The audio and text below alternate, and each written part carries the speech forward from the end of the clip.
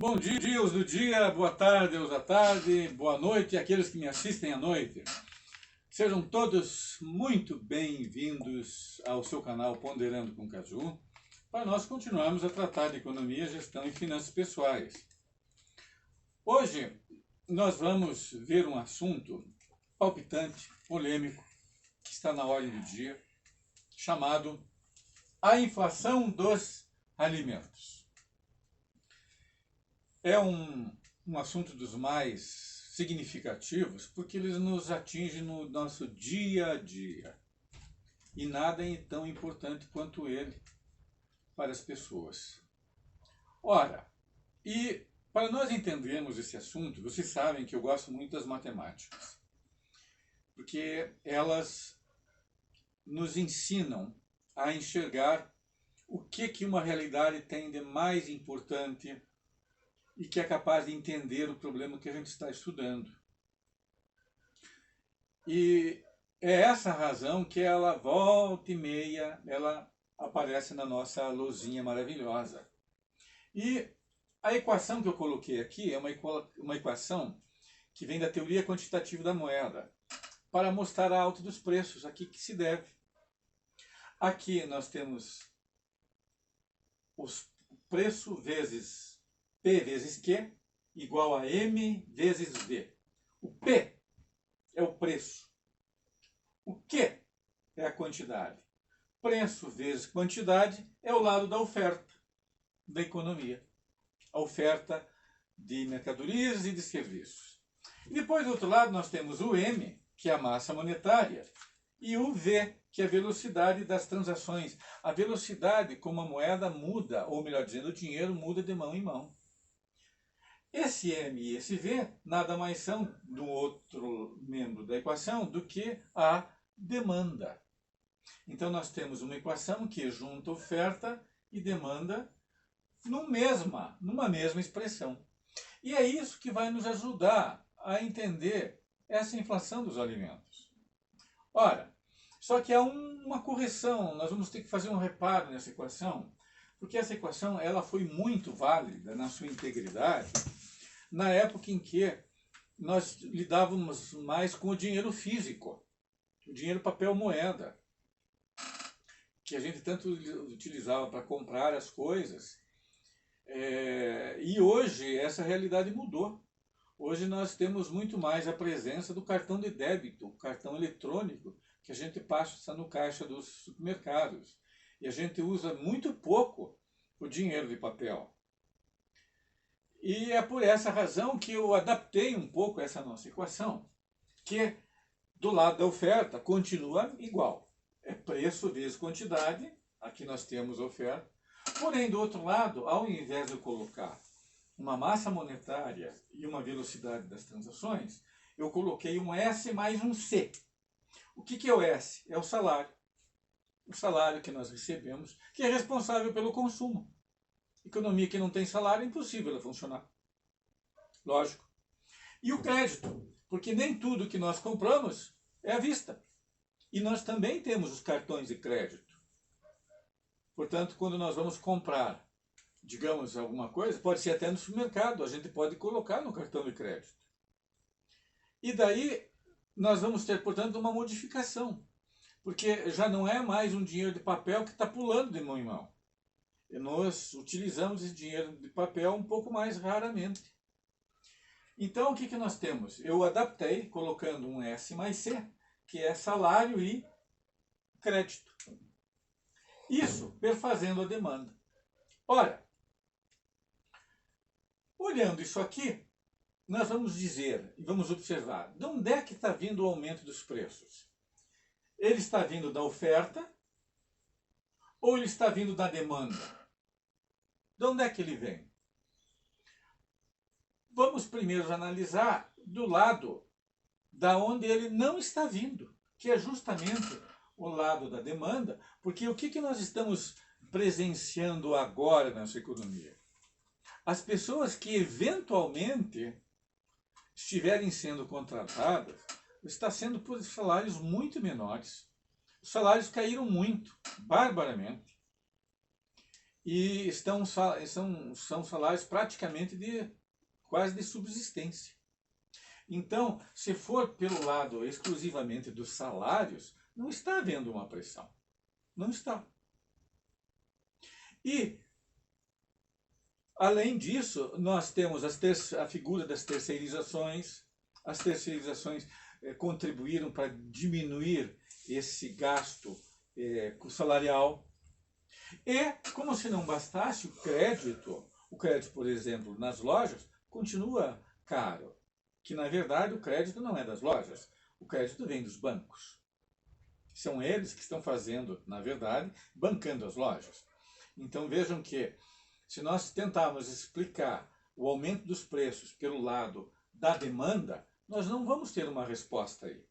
Uma outra coisa, nós poderíamos colocar, como querem alguns, no que diz respeito ao auxílio emergencial.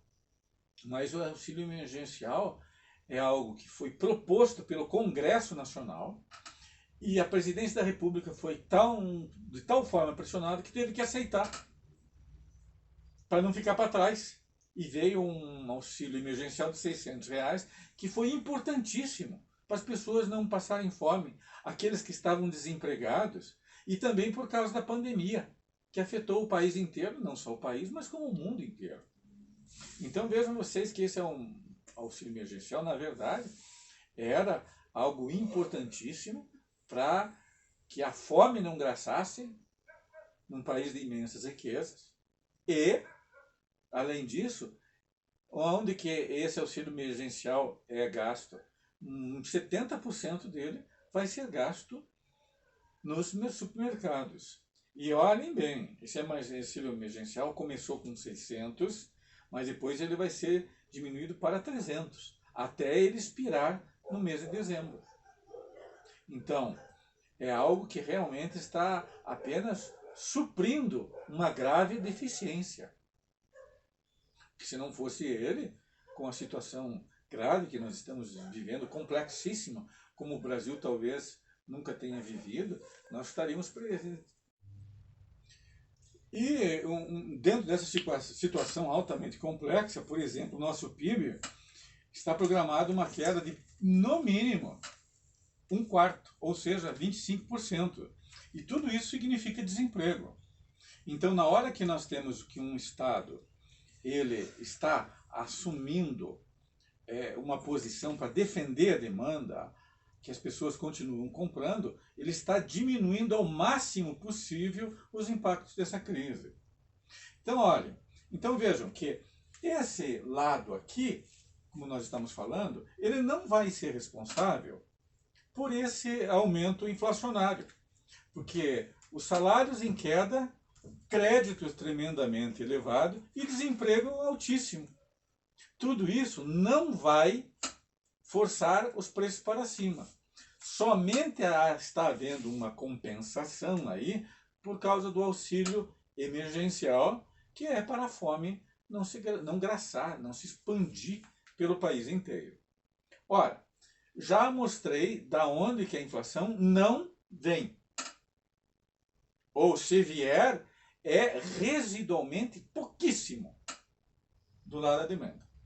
Agora, nós vamos olhar essa mesma equação do lado da oferta e vamos ver o que está pressionando aqui para nós podermos analisar quais são os fatores que fazem com que os preços estejam se elevando pelo lado da produção. Aí nós vamos ter que recorrer ao medidor oficial da inflação, que é o IPCA, que é apurado pelo IBGE. Então, um instantezinho para eu apagar a nossa luzinha e trazer um novo conteúdo. Agora, eu preenchi na nossa segunda parte, que nós precisamos de um medidor de inflação. Qual é o medidor oficial? É o IPCA do IBGE. É ele que vai fazer a aferição de a quantas anda a nossa inflação. E esse IPCA ele é composto de 9 grupos de itens que vão medir essa inflação. Que grupos são esses? Alimentos, habitação, artigos de residência, vestuário, transportes, saúde, despesas pessoais, educação e comunicação. Mas o que está chamando muito a atenção agora é especialmente os alimentos e as bebidas. Isso está em destaque, porque nós tivemos alimentos que tiveram altas extraordinárias e nós precisamos saber quais são, e vamos colocar aqui.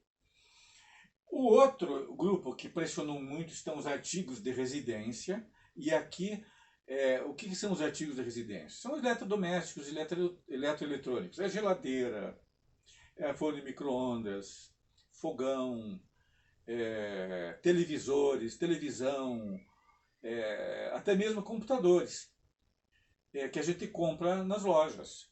E isso sofreu aumento de preço também, porém menos que o primeiro item, e o item transportes, que é a gasolina, que sofreu os aumentos mais intensos.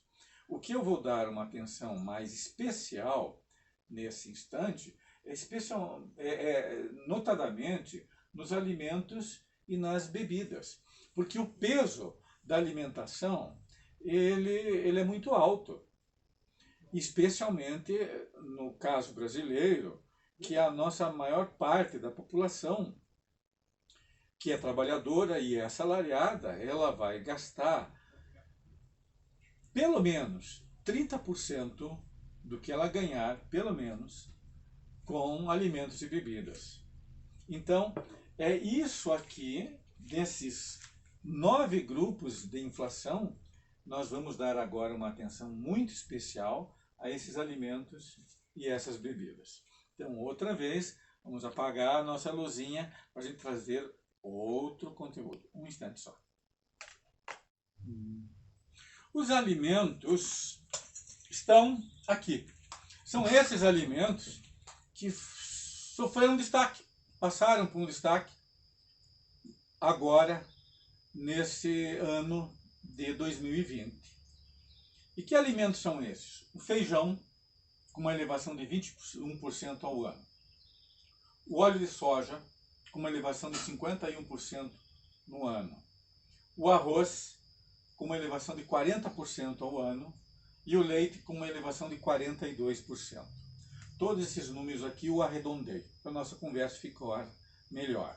Isso aqui é meio que uma média, em termos de Brasil. Dependendo de região para região, isso até pode ser um pouco mais ou um pouco menos. Mas isso aqui é mais ou menos um espelho do que está acontecendo. Então veja, nós temos agora esses 4 itens e que têm um peso importante na alimentação do trabalhador brasileiro, porque eles fazem parte dos itens essenciais à vida e à sobrevivência. Mas agora o que nós precisamos saber é por que disso? Qual é a causa? Qual a razão? E nós precisamos saber dessa razão e desse motivo, senão nós não sabemos encaminhar qual é a solução que nós vamos dar, qual é o caminho que nós vamos seguir para, se não resolver esse problema, nós tentarmos atenuar ao máximo possível os seus efeitos. Então, nós vamos começar pela análise do feijão e também do arroz. O que está acontecendo com essas duas mercadorias? Tanto o arroz quanto o feijão, eles estão tendo uma redução, por exemplo, na área plantada. O arroz, por exemplo, ele encolheu em 40% a sua área plantada. Eram 2,8 milhões de hectares e passou para 1,7 milhões de hectares. Isso aqui são dados, anotações que eu estou fazendo, que eu fiz no meu computador e estou lendo agora para vocês. E da onde vieram esses dados? Também do IBGE, porque é o IBGE que faz essas medições pelo Brasil inteiro. E enquanto isso, nós tivemos, por exemplo, já a soja teve um aumento da área plantada. Mas ao mesmo tempo que ela teve um aumento de área plantada, também é por um motivo. Porque a soja, ela está com uma melhor cotação, ela é um produto primário vendido no exterior e o seu preço não se forma nem aqui, o seu preço de comercialização internacional é lá na Bolsa de Chicago. Portanto, esse preço daí ele é convertido em reais com a desvalorização da nossa moeda.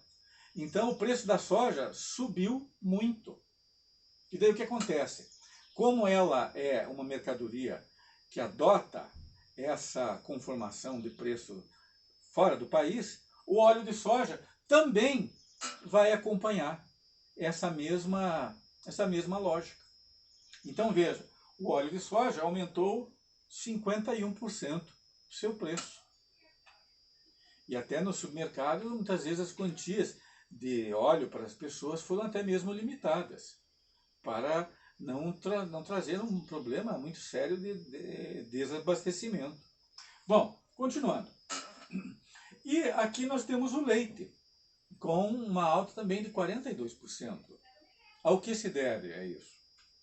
O leite, ele tem um período de entre-safra. Nesse período de entre-safra, para que os animais continuem sendo ordenhados, as vacas, é necessário que você continue alimentando. E como nós estamos sofrendo problemas de estiagem, os pastos naturais que servem de comida para esse gado, muitos deles ficaram secos, eles secaram muito. E diminuiu, então, essa comida natural que eles tinham para dar de comer os animais. Então, o que era preciso fazer? Comprar ração para dar de comer a esses animais. E essa ração é a soja, é a base de soja. E com a soja mais encarecida, esse preço se torna um custo, é um insumo que vai parar no preço do leite. Então veja, tudo está articulado. Então o produtor, ele precisa comprar essa ração para alimentar as suas vacas, a sua vaca de leite, e daí isso se torna um custo para ele. E depois é lógico, evidente, que isso vai passar também para o varejo, que é onde nós vamos comprar. Ótimo. Agora nós vamos ver algumas coisas adicionais que são as seguintes. O que poderia fazer com que isso fosse resolvido, esse problema? Muito bem. Aí nós temos primeiro uma chamada Companhia Nacional do Abastecimento. Essa Companhia Nacional de Abastecimento ela é responsável pelos estoques reguladores. E esses estoques reguladores, eles servem para quê? Quando há uma colheita excelente, o Estado pode entrar comprando esses grãos para armazenar, para quando houver uma situação de estiagem, em que haja uma redução da quantidade colhida, ele possa pegar essa mercadoria que está estocada e vender com um preço de tal forma que equilibre as cotações e os trabalhadores do outro lado não sintam esse preço que vai se tornar exorbitante para eles pagarem. Então aí já está uma questão muito importante, que o Estado tem que intervir.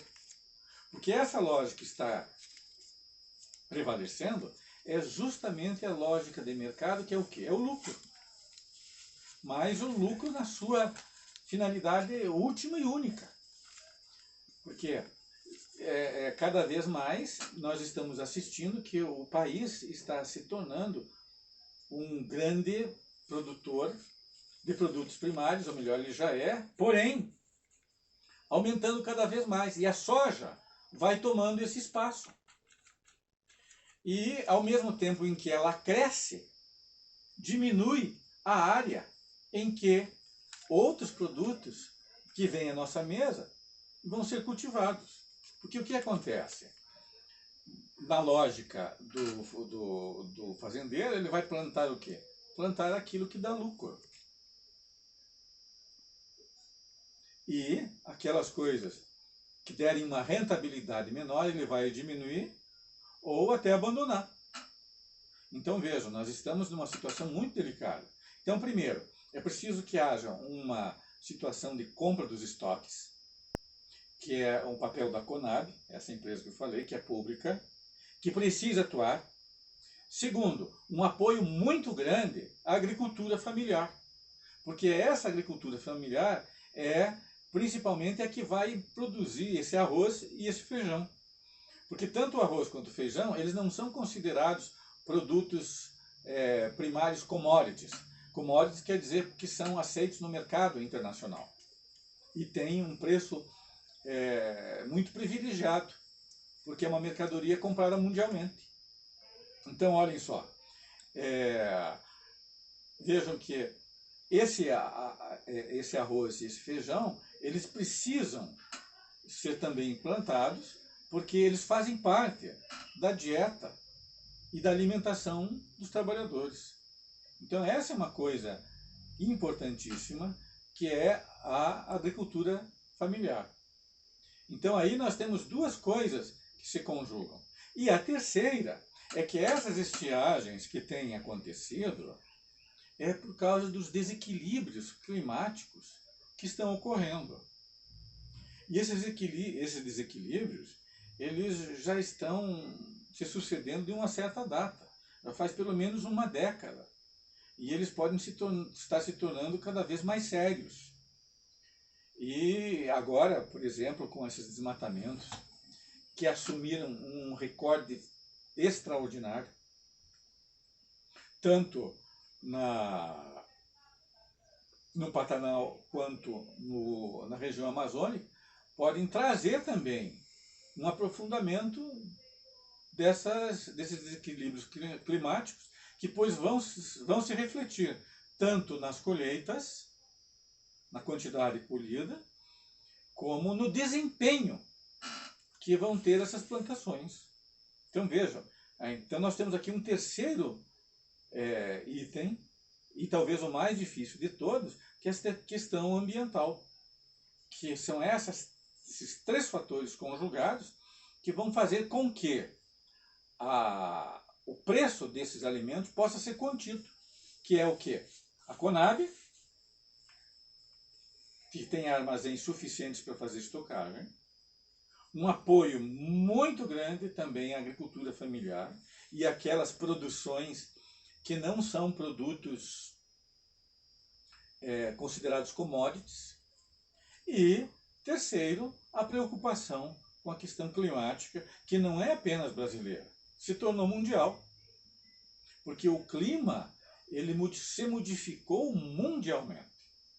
E é por essas razões que hoje questões amazônicas, da Amazônia, questões que envolvem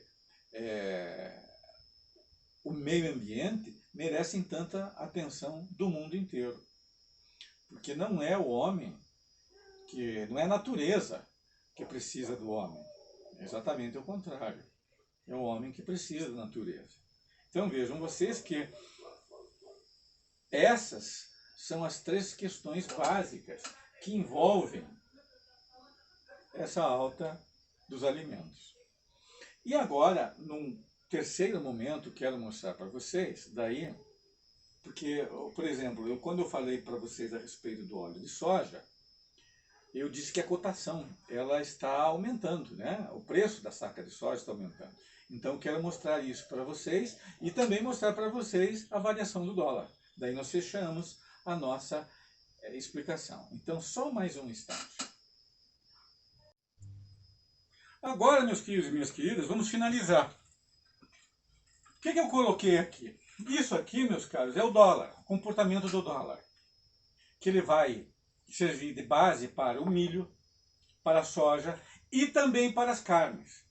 Porque as carnes são exportadas. Elas também são consideradas produtos commodities, que vendem no mundo inteiro.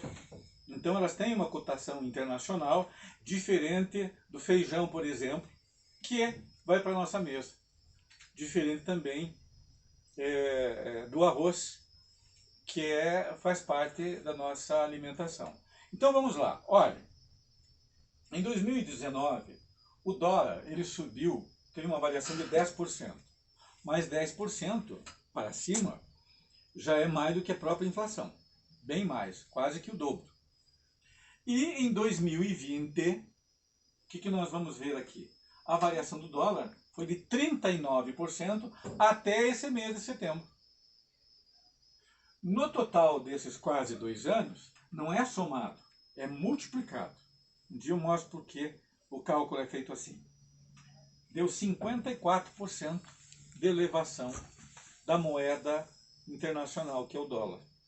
Então veja, é uma elevação muito forte, muito violenta, num espaço de tempo muito curto. Se fosse 54% de elevação, digamos, em 10 anos, ninguém iria sentir a elevação dos preços dessas mercadorias que são exportadas, dessas mercadorias primárias. E também tem as importadas que nós não falamos aqui, né? Bom, e daí a soja? A soja, no ano de 2019, porque ela é cotada em dólar, estava R$ 69,00 a saca de 60 quilos. E de 69 foi para 84.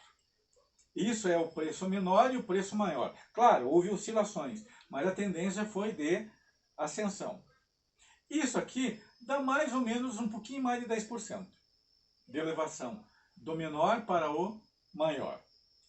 No ano de 2020, essa soja, portanto agora, estava de 79, está agora recentemente, que eu olhei nas cotações dos produtos agrícolas, está em R$ 155,00 a saca de 60 quilos.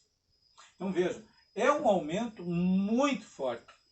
E justifica e mostra por que a produção rural brasileira vai se orientando para a soja. Mas acontece que, e as outras mercadorias? Os outros produtos? A agricultura é uma questão de sobrevivência e de segurança de uma sociedade inteira. Ela tem que estar entre as prioridades do Estado. Senão nós vamos ter problemas muito graves que vão continuar com a alta dos alimentos. Então, meus queridos, nós temos que ver isso aí e prestar muita atenção, reforçando aqueles 3 itens que eu já havia dito. Primeiro, temos que ter uma Companhia Nacional do Abastecimento capaz de comprar excedentes para utilizar isso nas horas em que o produto ele pode faltar, inclusive por estiagem, como é que nós também estamos vivendo. Um segundo, um apoio muito grande à agricultura familiar, que põe essas mercadorias à nossa mesa.